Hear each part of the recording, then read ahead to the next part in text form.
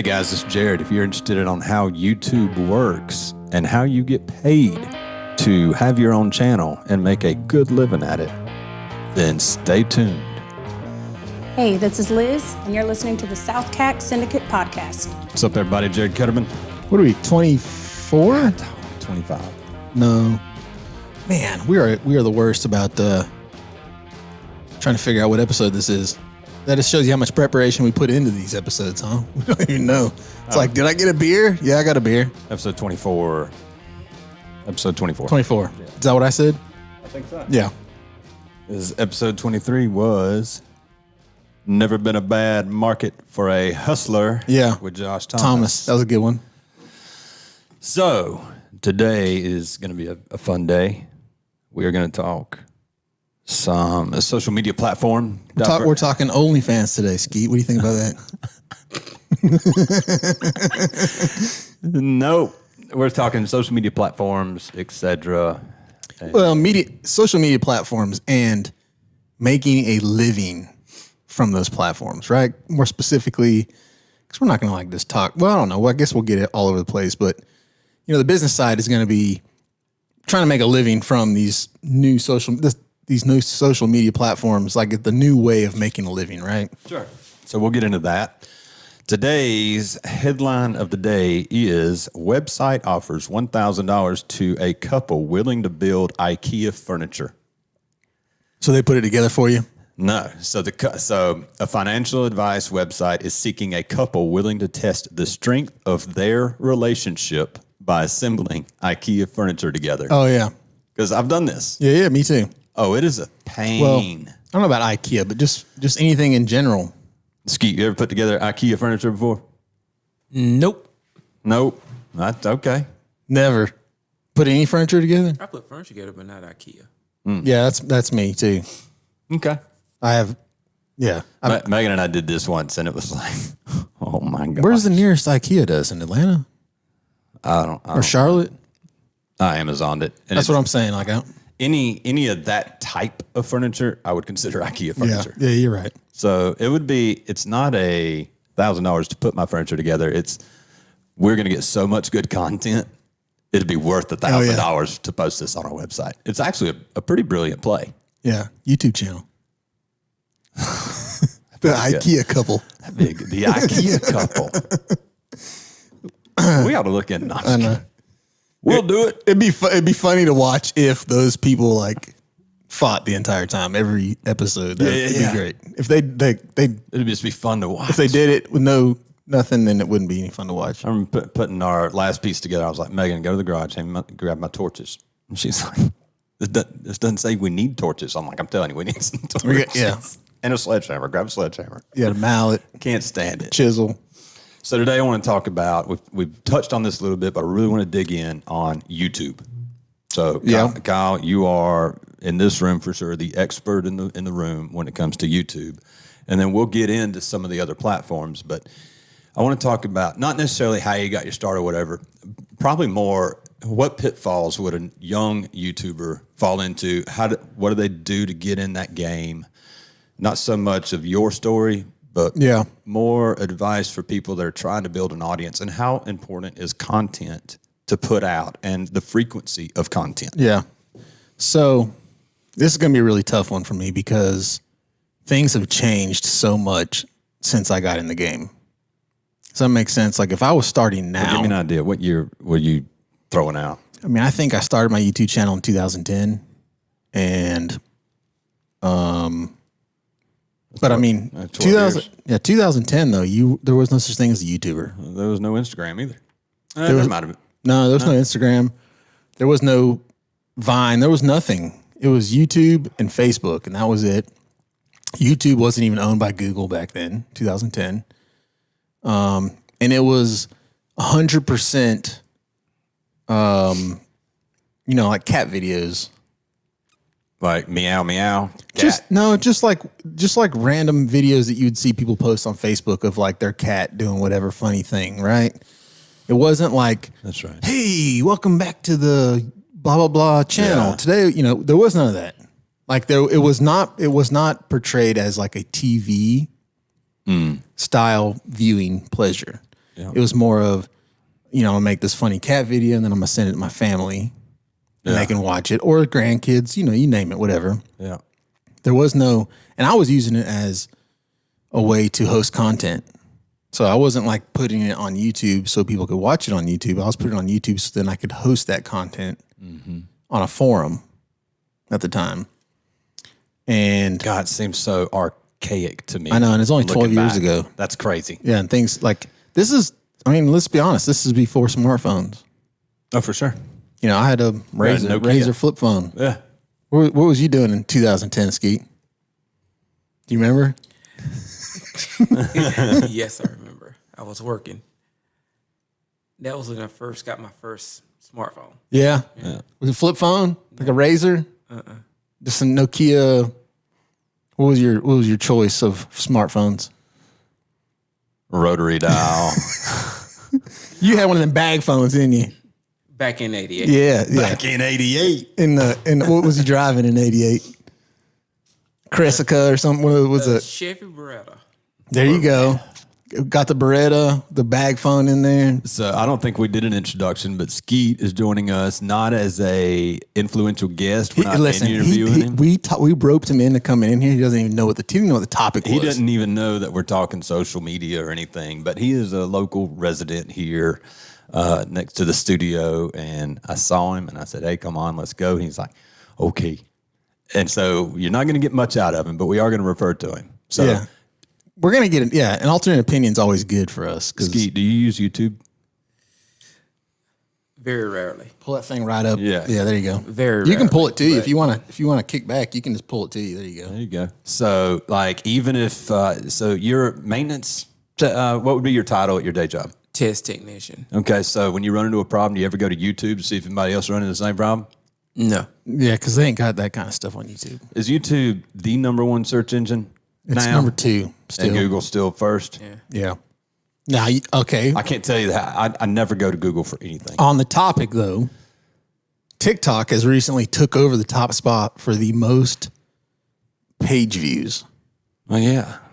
We're breeding a land of idiocracy. Yeah. Thanks, TikTok. Well, yeah. Anyway, I just wanted to kind of throw that in there.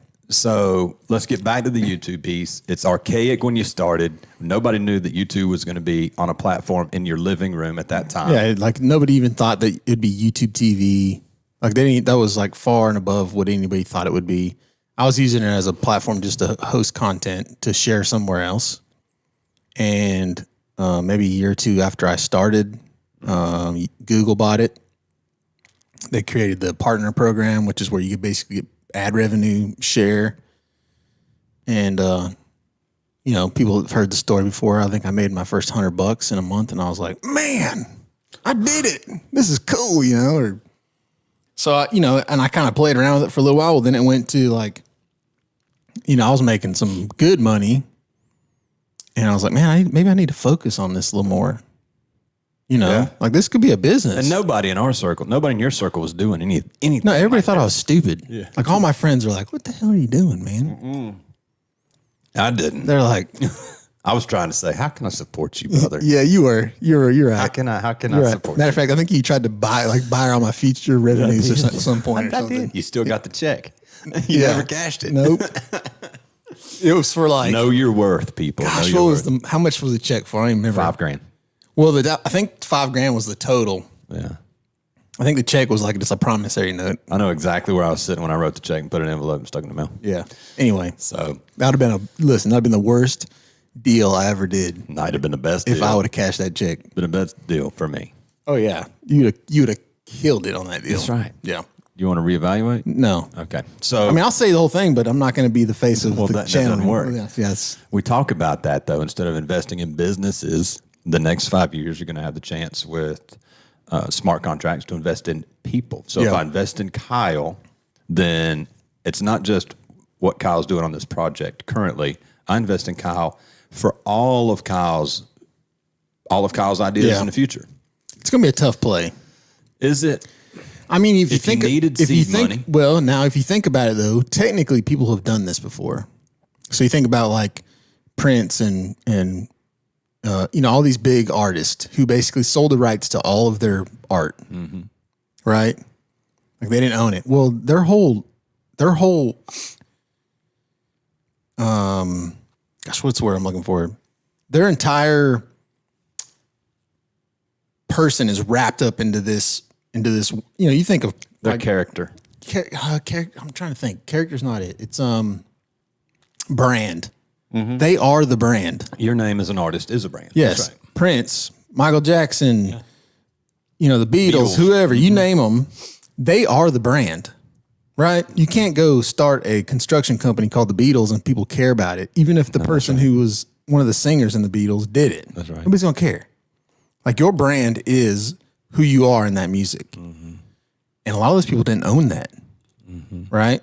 So technically, that's what they did. They bought, they got suckered into a contract in the early days that said, hey, we owned your brand and we own the, whatever stuff we decide to market out of this, but we're going to make you bigger than what you are.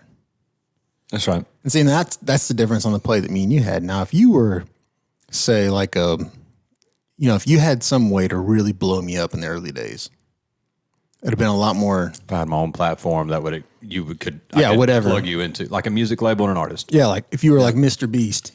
You familiar with Mr. Beast? Did you see him get arrested the other day? No. It's a great clip. You can find it on YouTube. Oh, really? So like if you were like, and for those who don't know, Mr. Beast, he's probably the most popular YouTuber right now on the planet. Billions and billions of views, hundreds and hundreds of millions of dollars, if not billions of dollars. I mean, he's making tons of money, and he just smart cat because he figured it out. I think he has a YouTube channel that hosts all of his content in every language. That's how smart crazy. He is. He has like 50 YouTube channels. Is he using AI for that? No, he actually hires translators. What? Translate every video he makes. Those translators are going to go out of business because of chat AI. Maybe, but what he says, it's all about context. And sometimes chat AI, the context may not be right. And so you still have to have a translator read it and go, hey, is this... They can. Oh, yeah. I see what you're saying. They can translate the verbiage. Yeah. But that doesn't mean that they got the context It's going to be right. perfect, yeah. Yeah. So... No, Mr. Beast gets his name because he's a big guy. No, he's not. He's a little guy. He's a big guy. You know what I'm talking about? No, this guy You've never seen Mr. Beast? No, he said, I'm Beast.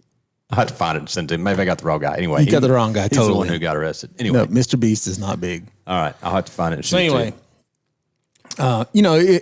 If he had his own network of YouTube channels and he could bring in young talent and say, hey, look, I want a portion of everything you do going forward, but I'm going to introduce you to hundreds of millions of people right off the bat, then it's a different story.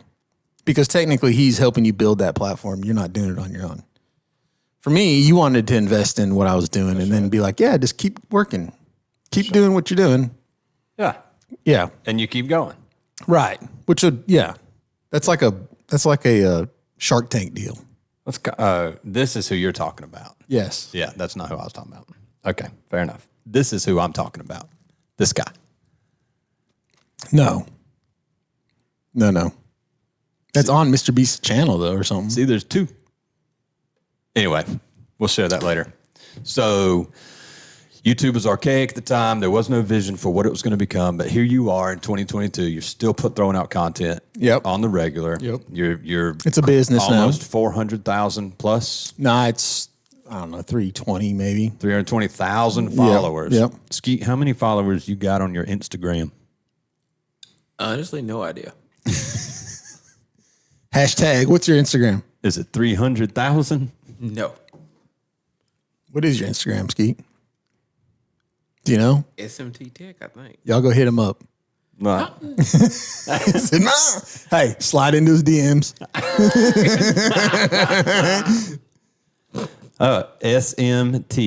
SMTTEC, Keith Skeet Carter. Yep. But don't follow him because he only got like 9 posts. I'm telling you. He's not a big social media guy. Big poster. Is there a reason for that? Why you don't want to throw up some content every now and then for your 434 followers? Because they're all just my friends. Friends and family. You got more friends Hey, than I do. hey, listen, nothing wrong with that. Ain't nothing wrong with that. No, that's fine. So, and I will tell you this too, and this is nothing against those people who are listening that maybe follow me, but it is a double-edged sword.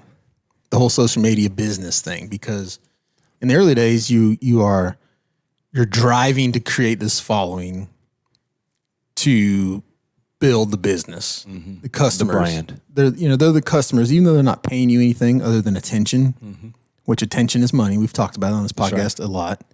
Anytime you can have attention, you can monetize that attention. That's right. 100%. Which is the kind of business I like, because I'm not a salesperson. I don't have to ask for money from each person who follows me or consumes my content, but I can monetize their attention through other avenues, but I'm not actually asking them for their money, right? So I don't even know where I was going with You that. build the followers. Yeah. So in the early days, you want to try to grow that attention, because that's how you're growing the business. You grow your followers. Right. Grow your followers. You're growing that attention. The problem with that, though, is at some point it becomes its own animal, where like it is then hungry for your content. And when you stop posting, you start losing.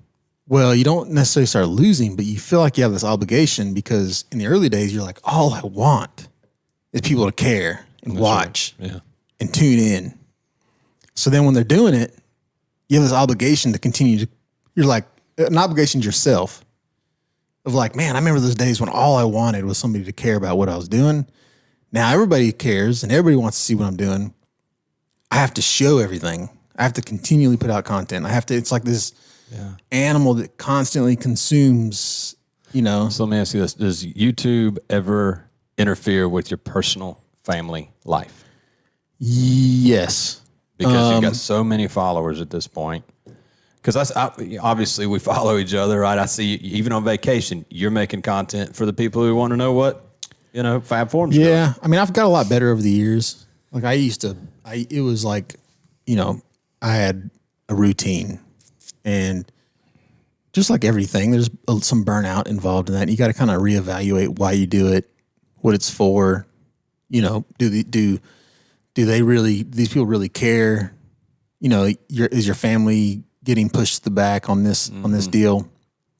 And so over the last 2 years, I've changed up my the way I think about everything. I've definitely not put out as much content as I used to. But yeah, I mean, it's, it hasn't affected my life as far as privacy this far.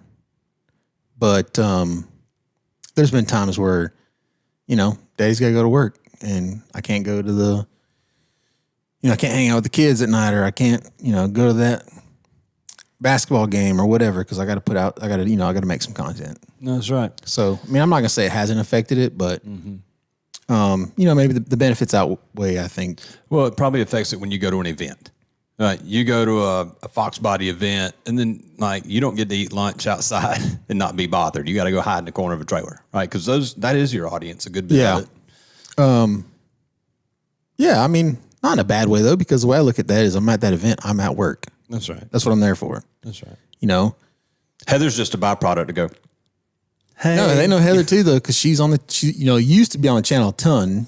Lately hasn't been, but we went to the last event she went to with me was a couple years ago. It was before COVID, so I mean it's been 3 years now, I guess. And they knew her as well as they knew me, because she was always part of the content. She used to be always part of the content. She's over there selling merch. There you go. And they're talking to her, and it was weird too, because they're using her as like the gateway to me. Hey man, do you know, are you Heather? No, what they would do is I'd be in a deep conversation with somebody, because I try to touch everybody. That's right. Hey, how you doing?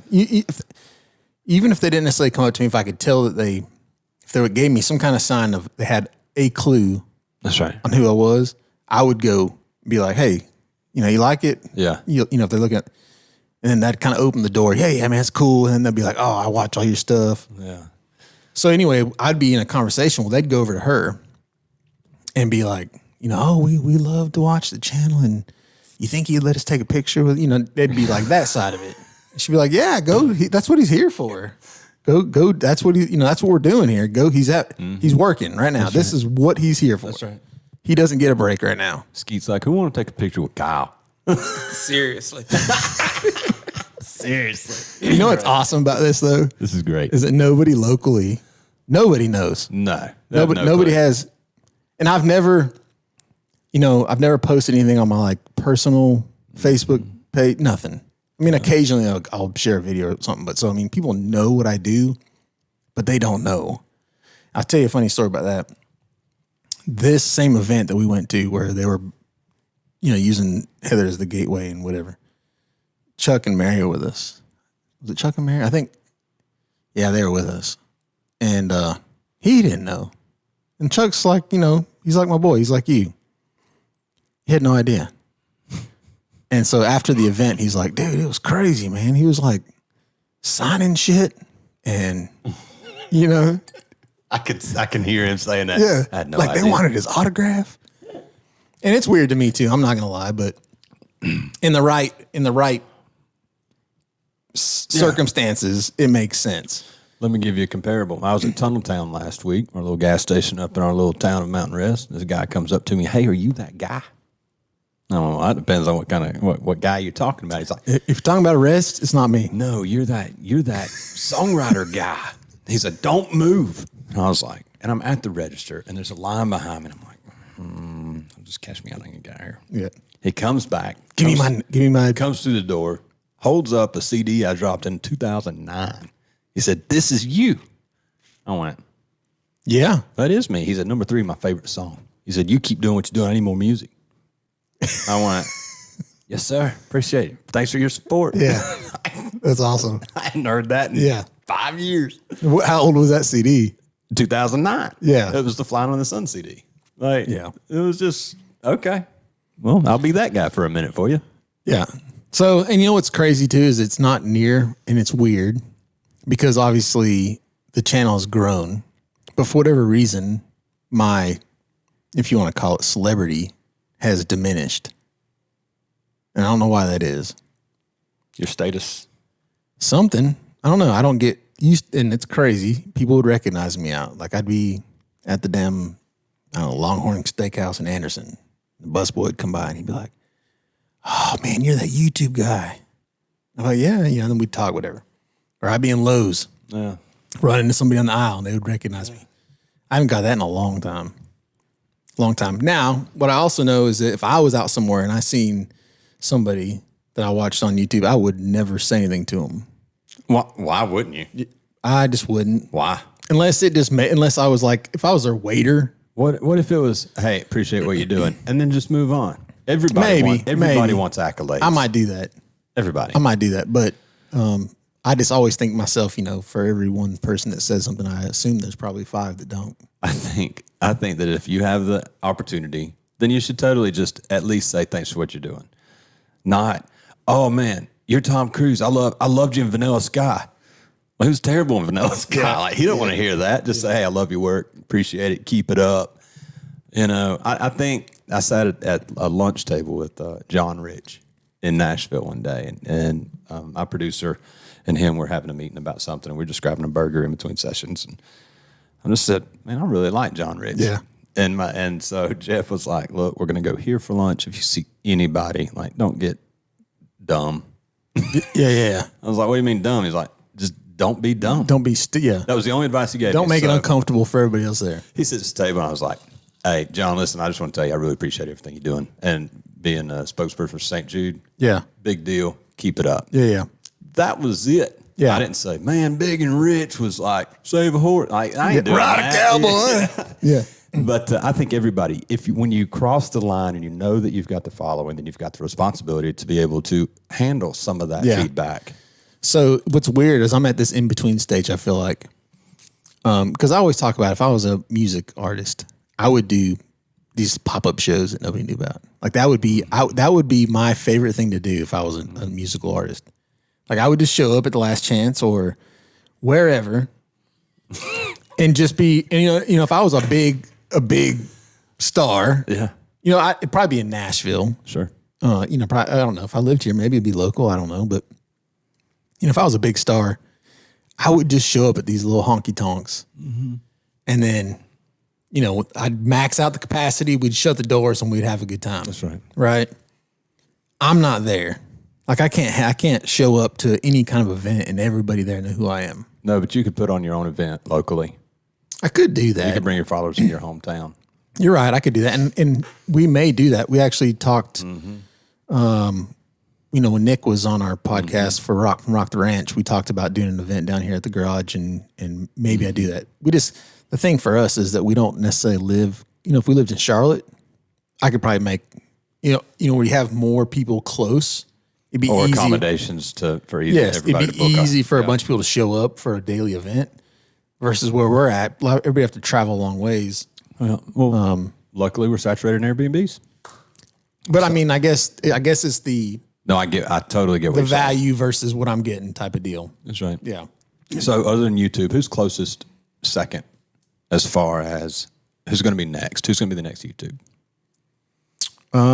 For like underground creators. Yeah, I think so. Not necessarily underground. It's like, See, I think that's the two worlds, right? That's what you got to look at. So YouTube, the reason YouTube's such a big deal is because you bypass the gatekeepers of TV, right? It's kind of like podcast, right? yeah, that's right. We bypassed everybody and we can be heard in Russia. And, Yeah, that's right. I mean, I need to, when we get off here, I'll share. We got all kinds of stuff overseas. We got a listener in Russia. So, podcasts changed the game because radio had all that bound up, right? Of course. And then we could bypass those gatekeepers. Well, YouTube did the same thing, and it was like bypassing the TV thing. So if you're talking about how you're going to change, the next big thing that's going to change stuff for the average guy, let the average guy in the game, then that's one thing. Because that's what I think YouTube did. Well, that's still YouTube. It is still YouTube, yeah. But what's crazy now is if you can go on YouTube and you can see, CNBC has their own channel and Discovery has their own channel on YouTube. So, when all the big guys that you were trying to compete against are now on the same platform you were on, not that they're going to take anything away from you, but you know that it's the right platform to be on. So the next thing that's going to change that, to be honest with you, I don't know. Well, how long before the United States bans TikTok? I think it'll happen soon. That's Two reasons. Let's talk about this. real quick. Universities have already. Yeah, let's talk about this too because I got some thoughts on that. Skeet, you got a TikTok? No. You gonna ticker talker? I mean, I have a Yeah. name thing on there, but I don't do anything on it. So you have a TikTok account. Yes. But you don't post on it, yeah. No. You got a TikToker here? You got a pacemaker? No pacemaker. So my thoughts on TikTok, I think two things are happening simultaneously. I think there's a worry of, the whole China thing and them watching us and all that stuff. But what I can tell you is they're not really doing anything different than Facebook and Instagram and all these other guys are doing too. They're following everything you do as well. And so We've just kind of grown up with it, so it's Right. not really impactful to us. But when a company overseas does the same thing, then we get scared and tendencies yes, come well, out. I think there's a part of this, and I don't know, I don't know how much of this is what, but I also think there's a narrative in this because TikTok is eating Facebook's lunch. No doubt. They're eating Instagram's lunch.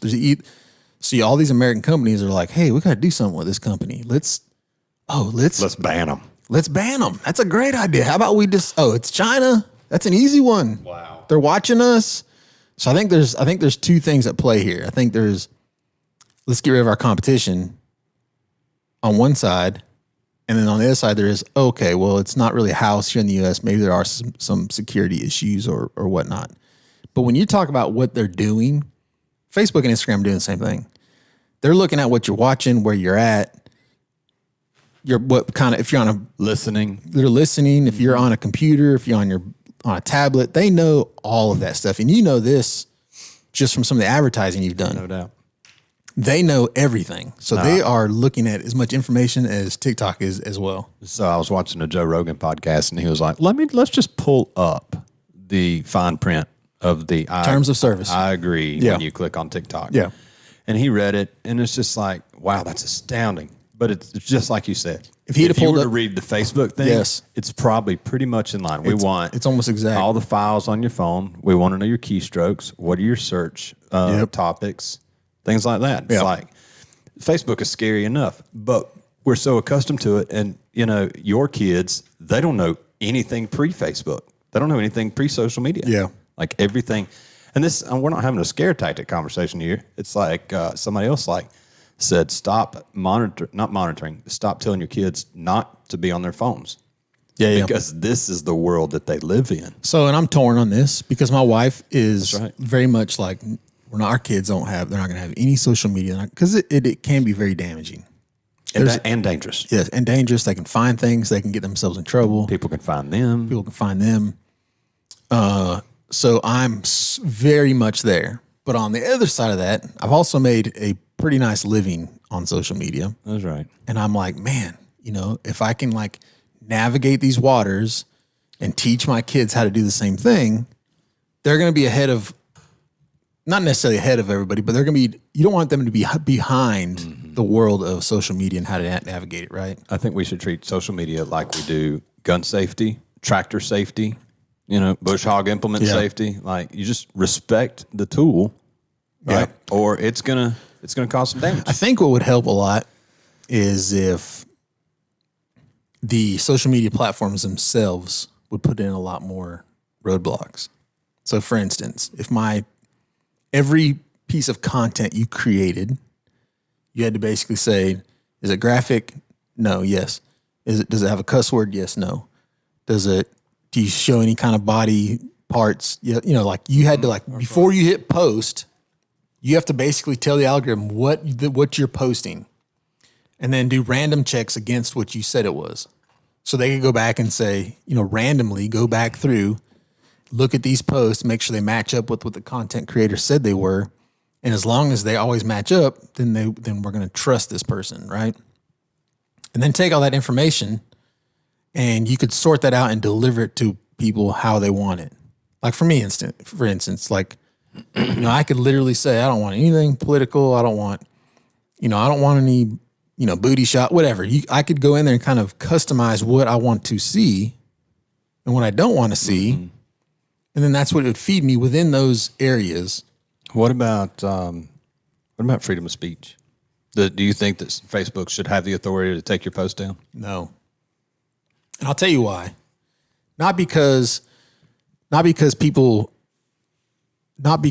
say people say and do things on these platforms that they shouldn't do. 100%, right? But what I think should be happening is those people should be held accountable for what they're saying and doing versus just taking the post down. Like the gatekeeper shouldn't be Facebook. They should be an open platform. What should happen is if you say something hurtful or you say something that incites something or you say something whatever, then you should be held accountable for what you said. Just like it would be if I walked out here and smacked somebody in the face, I would be held accountable for that, right? Mm-hmm. That's right. Not Jared Ketterman because it was on his property. Right. That's right. Jared Ketterman could say, don't come back here, which is what Facebook does.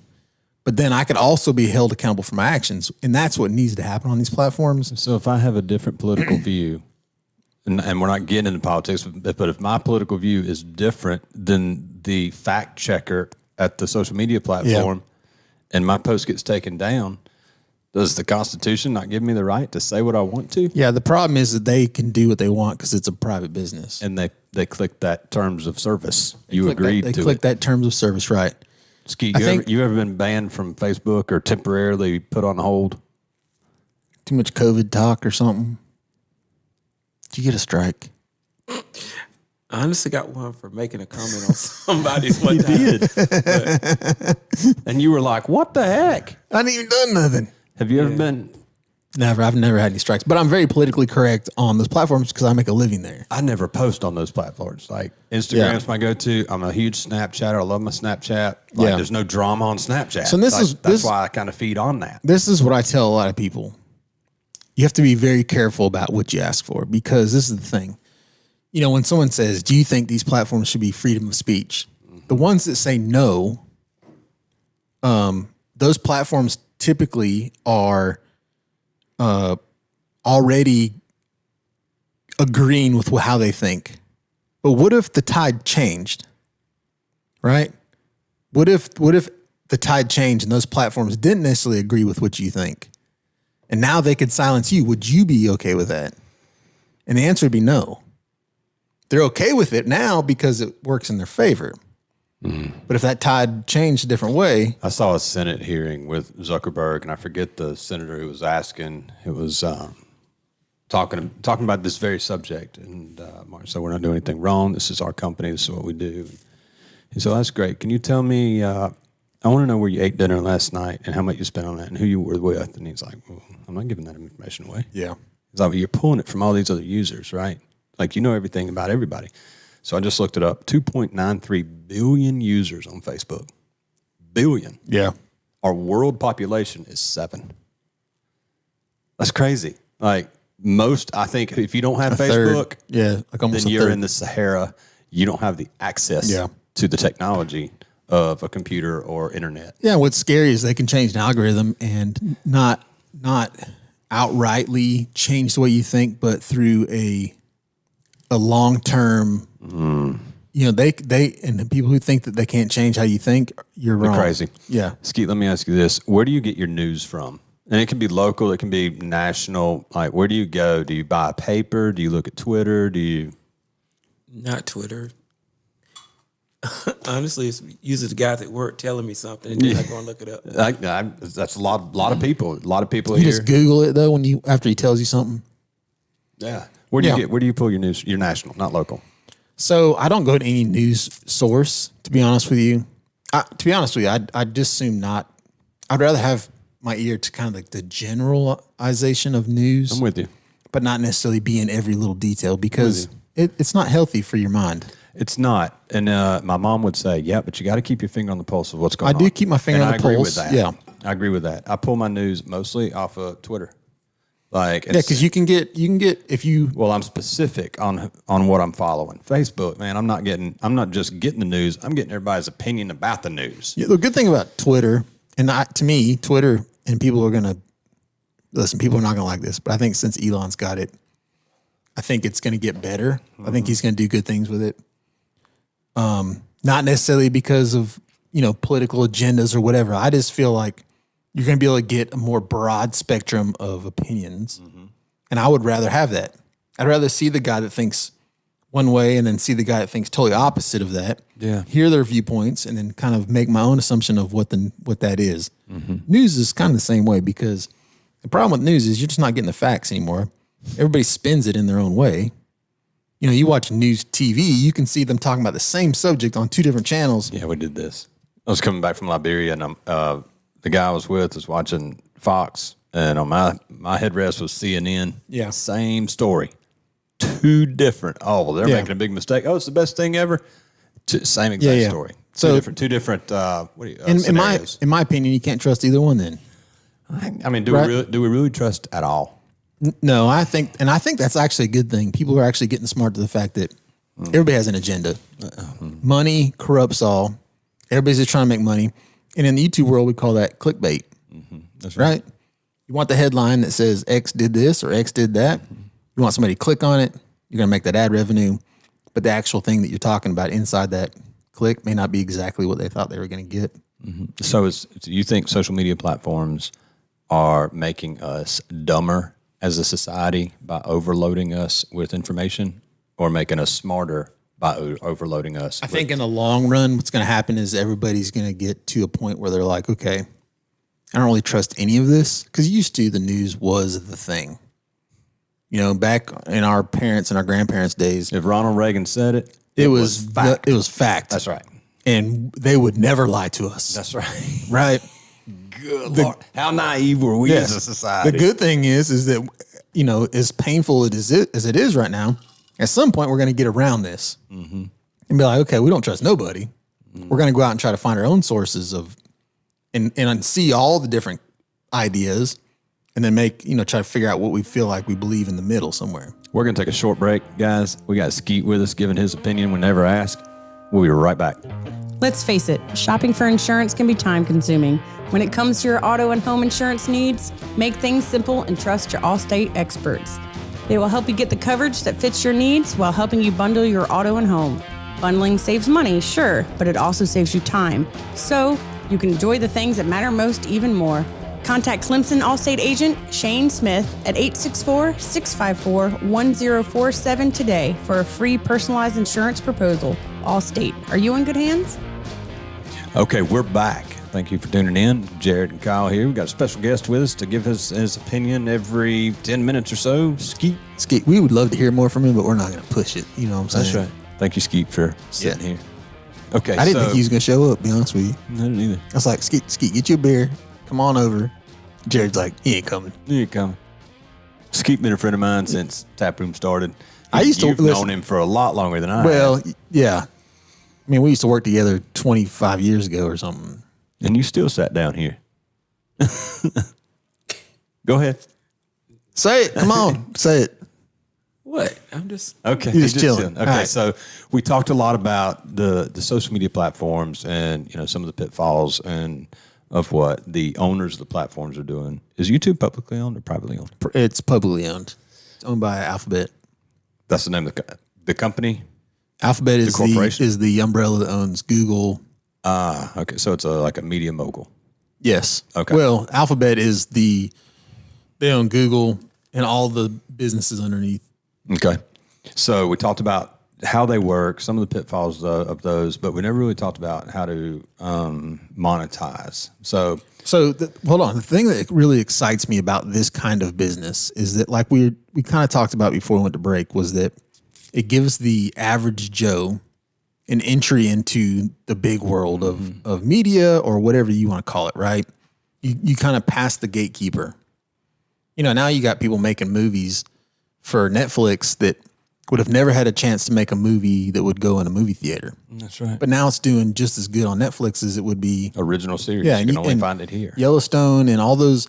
That guy that wrote that. Paramount. You seen the new one, King of Tulsa? I've never seen an episode of Yellowstone. You need to watch it. Never seen an episode. It's not. I mean,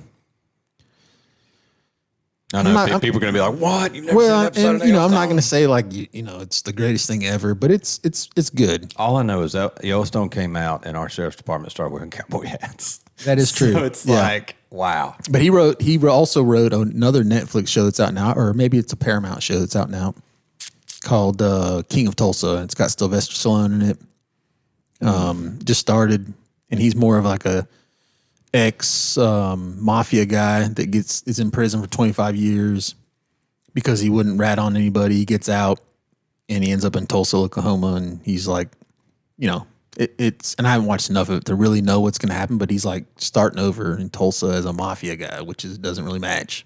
No. So anyway, he's like shaking down the local weed guy and whatever. So do you remember when Ed TV came out in '99? You ever see Ed TV with Matthew McConaughey? This is where he agreed under contract that a local TV station would mount a camera in every single aspect of his life. And he was like, well, that's cool. I could live kind of a boring life anyway. Now, this is 1999. Yeah. Right? There was no iPhone, no Instagram. Nobody nothing like vlogging.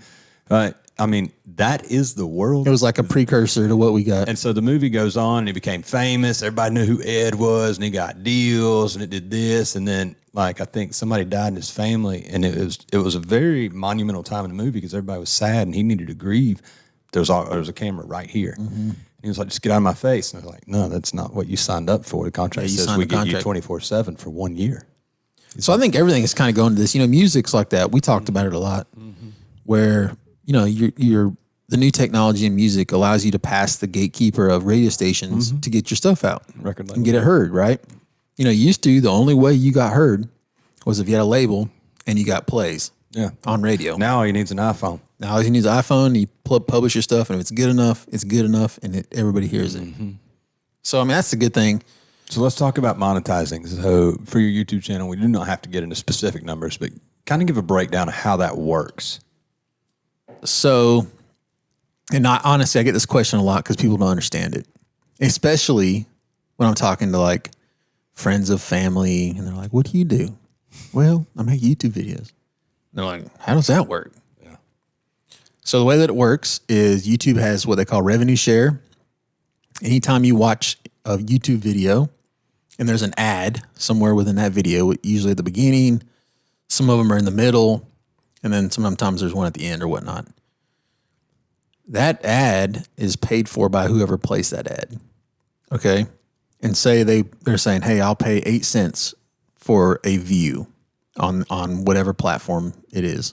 And what usually happens is Yes, you have somebody that has a clothing company. We'll say SouthCack Clothing Company, and you want to advertise within South Carolina to people that are interested in outdoors and this and that. You can kind of specify what it is you want to advertise to, and then it will place those ads either within videos that are similar in content. So, for instance, if you want to do mountain biking, those ads will show up on mountain biking channels, or those ads will show up on any channel if they know that person watching is interested in mountain biking, right? So you can target your customers. That's right.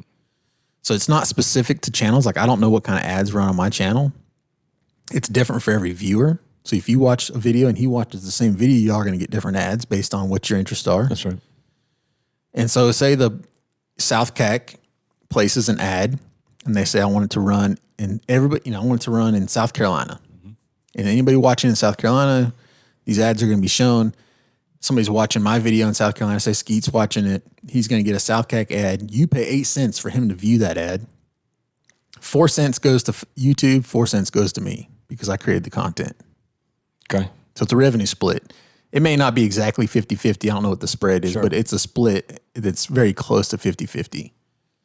And so 4 cents doesn't sound like much, but if you're doing... So is the 8 cents that the company spends in advertising, do they pay more than 8 cents if the followers of that channel is 6 million versus 300,000?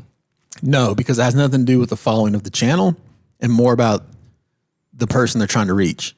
So for instance, Relative advertising. it's relative advertising and it's an auction based advertising too. So for instance, you could say as the owner of SouthCack, I want to reach these people with this interest that live in this area, and I'm willing to spend up to 15 cents per view. Or I'm willing to spend $1,000, and do you not throw the money at one time? You can say $1,000, but you also have to set a per view Okay. auction rate because it's auction based. So for instance, if I want to advertise to the exact same people that you're trying to advertise to, and I'm willing to pay more, my ad will be seen over your ad. Right? So it's an auction based. If you can find a niche that nobody wants to advertise to, you can get them for 2 cents a view. Interesting. If you are advertising to something that's super competitive, like insurance or finance or something, you might pay $1 a view. It fluctuates, and you basically say how much you're willing to pay, and sometimes your ads won't show because everybody's outbidding you. So if you have a video that has 10,000 views, Yeah. and I paid 8 cents, well, it doesn't matter because does the ad change or does my ad stick to your video? You could specify. So for instance, you could go on there and say, hey, I want my ads only to show on this channel. But somebody still may outbid you. Right? So it may not show up there, but you could specify, hey, I'll only want my ads to show up on this channel. I'll give you a prime example of this. I run ads myself or I used to. For a couple of reasons. First of all, I wanted to know how the whole thing worked, right? But I also would run ads on channels that I knew were very similar to mine because I knew that demographic would also watch my content if they watch that content. That's right. Right? It's an easy way for me Do to you see other fabricators? I've never seen anybody else on do yours? that. No. Yeah. But now I don't watch. You don't watch your own videos ads? Well, not only that, I don't. I subscribe to the ad-free YouTube, whatever it is, $14 a month. So I don't ever see any ads. So I don't really know, but you can do whatever you want. You can basically advertise however you want. Matter of fact, funny story. Back when me and you were first talking about this, and I was like, oh, I'm gonna basically create an ad that's just for Jared, and it's gonna be very specific to Jared, and then I'm gonna only allow that ad to be shown in a geographic area around his house. And just to see if he's like, dude, I'm getting all kinds of your ads. But really, he thinks everybody's seen that same ad, but really it's not. It's only him and maybe his neighbor. And that was it. Jared. The problem is fabrication. Well, the problem is you live in such a remote place that it didn't really work. But in a city, you could do that. And it wouldn't have cost me nothing for like $1. So we have YouTubers making millions of dollars a year. Yeah. Right. This is their full-time gig. That's what I was going to say. So, you talk 4 or 5 cents an ad. It doesn't sound like much, but when you're doing, a couple 100,000 views a month or 1 million views a month or hundreds of million views a month, the number can get crazy, right? So typically what you see is for every 100,000 views, you're going to see about $2,000 worth of revenue maybe. And it's every channel's different. Some people make way more than that. And there's videos that actually break this down. They'll actually open the back end of their platform and say, look, here's how much money I make in a this is how many views I got. Yeah. This is how much money I made. And it fluctuates. Yeah. And YouTube will tell you what your average revenue share is.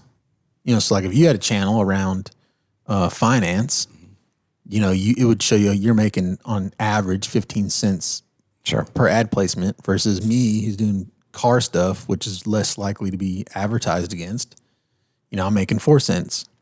So for the same amount of ads or the same amount of views, you're going to make 4 times the money that I would make. Skeet, if you had a YouTube channel, what would it be? What's your expertise? Electronics? You electrical engineer? No, electrical technician. Okay. Would you do a YouTube channel on bourbon? Oh, you could do that. I can pull my Kentucky friends in. See, that's all it takes. There's a lot of them. I follow some bourbon. The money just blows my mind. Yeah. Like literally, I remember being in the Google offices in Atlanta with you, and I was sitting at a table next to a kid, and he was just so shy. Oh, yeah, that's a great story. So let's give a little context on that. So back in the day, YouTube would invite me to their local office, and I don't even remember what they called it. But basically, they'd bring a bunch of creators in. They were like up-and-coming creators into their local office, and you'd sit down. Best practices. Yeah. It's kind of a best practice. Yeah, it was. What's working for you guys? How can we help? Right. They let you network, cross-pollinate. Do some projects. Yeah. And they split the whole group up. And so they'd let me bring a guest. Well, I was like, man, Jared would be a great guest to take down there, even though he did never do YouTube. So I took him with me, and it was cool. So anyway, the Google offices are incredible there. I guess they're still in the same spot, but we walk in this room, this like subdivided room. There might have been 60 YouTubers in there. Yeah.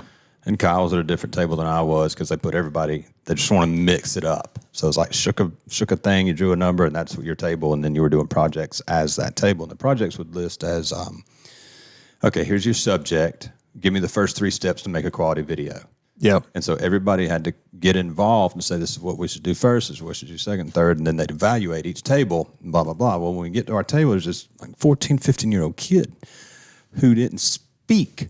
And I wish I had his name because I'd love to see him 6 years later. You know? You said you looked him up on YouTube and he was like a different personality. So he literally, I asked him, I was like, so what do you YouTube? He's like, I beatbox. I was like, you what? I'm sorry, you what? I beatbox. I was like, that kind of thing. He's like, I teach people how to beatbox. I was like, really? And he was just so shy and so quiet. And I said, what's your channel look like? And he flipped up his little MacBook Pro and logged in. He's like, so many. Well, you said he was like, hey, this is Jamie. He's like, what's up, guys? Today we're going to go. And I'm like, who's that guy? That's not you. He's like, yes, sir, that's me. No personality, but put him in his bedroom with a microphone and a camera, and man, he just came alive. Yeah. And I'm like, man, how much money you make? Well, last year, 1.2 million. Yeah. I was like, you're 14. He's like, I know. Yeah. It's crazy. And I'm thinking, how is that school going to tell that kid that he needs to go to college? Yeah, you're not going to ever be. You're not going to be anything, son. You are. You're like, what are you talking about? I make 10 times what you make in a year. He makes what the whole west wing of his school faculty makes. Yeah, times 2. But 1.2 million for a 14-year-old. For one, is it sustainable? Do you have good years? And if you stopped, so you still got videos out there from back in 2010, 2011 that are generating revenue today. Correct. Matter of fact, some of my videos I made 10 years ago are still my top. So in YouTube, you can actually see every month your top performing videos. And some of them are very old videos that I did 8, 10 years ago. And so they're still my best videos revenue-wise and view-wise.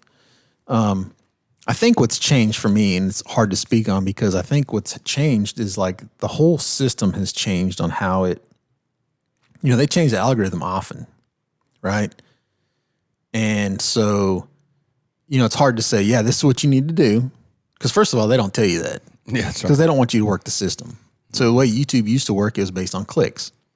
And the more clicks you got, the more click throughs you got, basically, if they seen your thumbnail and they clicked it, they would basically promote that to more people because they're like, oh, it must be interesting. People are clicking on it. Well, then what happened was that's where the word clickbait came from, because the actual thumbnail wouldn't be what you got in the content. That's right. So people would click it, they'd get into the video, they'd watch 15 seconds and be like, this is not what I came here for. And they'd leave. Well, the algorithm at the time didn't associate length of watch time with the click-through rate. It was basically all on click-through rate. And so the more click-throughs you got, the more the algorithm said, oh, this must be relevant to everybody. We're gonna promote this, even though the content wasn't very good. So they changed it at some point to watch time. And what that means is the longer you keep somebody on the platform, the more credit you get within the algorithm itself. It's crazy. Yeah. And it even gets more complicated than that. If my video, so for instance, and I ask questions like this. I'm like, all right, so we're at Google and I'm asking them, I'm like, okay, so let me ask you a question. If I make a 30-minute video and it has 10 minutes of average watch time on it, which is like a third, is that better or worse than a 4-minute video, a 9-minute video that they watch 100% of it? Who's going to rank better? And they're very diplomatic about it. They're like, well, all we can tell you is watch time matters. I'm like, well, what the hell does that mean? You either want to help me or you don't want to help me. That has to be a badass video if they're watching 100% of it. Right. But he only has 9 minutes of watch time. They're only watching a third of mine, and I have 10 minutes of watch time. Who wins here? Because do I need to make longer videos, or do I need to make videos where I leave people hanging at the end? Yeah. Yeah. And they won't tell you because they don't want you to work the system. They don't want you to figure out how to work the algorithm. Seems like they'd want you to be successful just like everybody They do, else. and they just tell you, we want the viewers to be satisfied with what they're watching. Watch time matters to us, but there's also other things that matter to that too. So, for instance, say I have a 10-minute video that tells you how to play the guitar, and you have a 10-minute video on how to play the guitar or whatever, and I teach you the first 2 chords of a 4-chord song that you need to know. And at the end of my video, I say, hey, look, there's this video. You need to go watch. This guy does a really good job. He's going to show you the other 2 chords you need to know. Here's how you can go find it. And they go to your channel and watch your video. After leaving mine, they go to yours and watch your video. I get credit for the time they watch on your channel. So if my video is linking my video to, okay. Yeah. Interesting. So if I have a 10-minute video, I could potentially have 15 minutes of watch time on average on that video because I sent them to you. Then why wouldn't you just pick very successful shows? Do people just do that? Yes. Guys, there's another podcast that talks about what we're doing. It's called Joe Rogan. So if you go watch that, then we get more watch time. So I actually worked the system one time. Oh my God. There's this guy that did a video that I know. This is why I have trust issues. Yeah. So there's this guy that did a video on a fabrication topic. I won't tell you what it is because I don't want nobody to know. He made the video first, right? I've been wanting to make a video on the exact topic. He made the video first. I made the video after, but I knew that was a potential thing for me. And so at the end of my video, I said, hey, look, this guy does a great job explaining exactly what I told you. If you want to go more, because he made a more in-depth video than I did. I said, if you really want to get in depth, go watch this video. Within a month, I was outranking his video in the algorithms. Because they watched yours all the way through, went to this guy and watched a little bit of it. Said, no, and I got credit for all the watch time. And so mine ranked higher in search than his did. And he caught it and hit me up about it. As a bad thing? I don't know, because how do you get mad at somebody sending people to your That's channel? part of it. Right? Because he still gets ad revenue. I just took him out of search. I just overtook him in search. He still got the ad revenue though. So how do you get mad at somebody sending people to your? We talk about this all the time, cross-pollination. Yeah. Why not? Right. So what it comes down to is the longer you can keep people on the YouTube platform, the better off you can do. But I mean, it's still kind of a voodoo. Nobody really knows. They don't tell you. Somebody knows. Yeah, and the algorithm changes constantly. So, it'd be interesting to know. I mean, I get frustrated sometimes because I'm like, I feel like I make great content, but half the time it doesn't perform nearly as good as I feel like it should. We're trying to figure out how to get our Airbnbs at the top of the search, and they have a similar algorithm, but nobody knows what it is. Yeah, well, Google for a long time, the reason Google became so popular is because when you Googled something, you actually got what you wanted. Versus if you were using Netscape or whatever it was, and you search something, you kind of got a bunch of crap. I don't want to get into this. Are you familiar with DuckDuckGo? Oh yeah. Do you like it or not like it? I don't use it. Okay, perfect. So I use this one called Brave. Okay. You ever heard of Brave?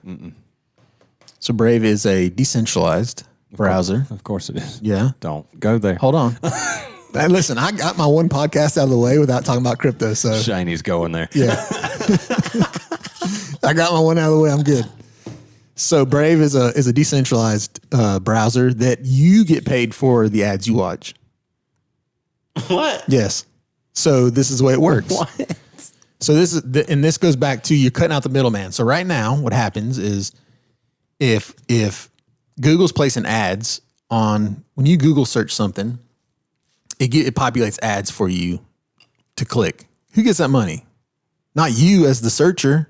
Google makes that money. So what Brave did is we said, we're not going to run any ads unless you want us to, and then we'll pay you for your attention. What's the benefit to Brave? You get paid for the ads that are served to you. What's the benefit to Brave? Exactly what I just said.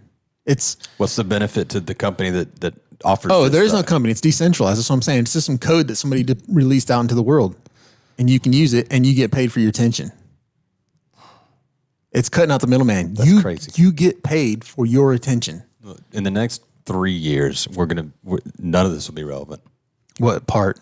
I don't think any of it. I think in 3 years we'll be so far tech advanced. All this will be.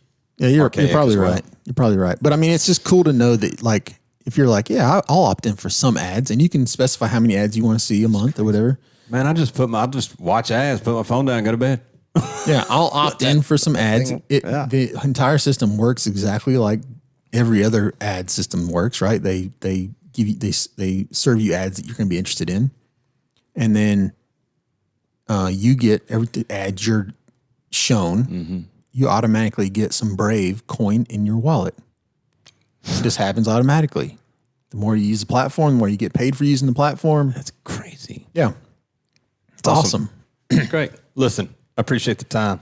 Thanks, Skeet. Skeet, thanks for coming in after work today. So full of knowledge, and I don't know where this episode would be without your input. Next time we have you back on, because we just grabbed you outside the door. We did. I mean, We set him up. Yeah, we set him up. Next time though, we're gonna choose something that We can talk about with Skeet. yeah. All right, guys, that's going to wrap up episode 24. Thanks for tuning in. Appreciate it.